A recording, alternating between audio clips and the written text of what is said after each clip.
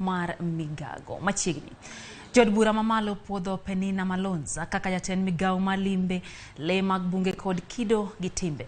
Lemo mane ogwele gi jatend piny Kenya William Ruto. Mabang' twak pedhi od bura kaluwore kod lipot mar kamiti mane piedho jotelo mane jatend piny Kenya ogwelo kaka jotend migepe manyong'udho oko Malonza.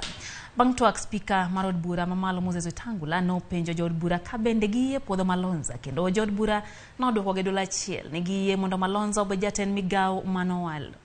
Puotho ma Malonza nyiso ni jotelo duto manowal kaka jotend migepe koro puodhi, kendo girito mana chawamo ma kaka jotend migepe manauma mar chako tich ayanga. Honorable members, I beg to propose the question that pursuant to the provisions of Article 152(2) of the Constitution and Sections 3 and 8 of the Public Appointments Parliamentary Approval Act 2011, this House approves the appointment of the Honorable Penina Malonza OGW as the Cabinet Secretary for Tourism, Wildlife and Heritage. I will now put the question,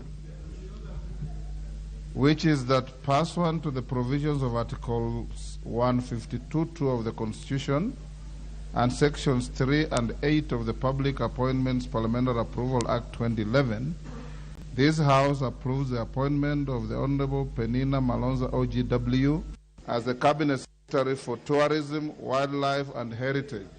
Will as many as of that opinion say aye? Aye. Will those of the contrary opinion say nay? The ayes have it.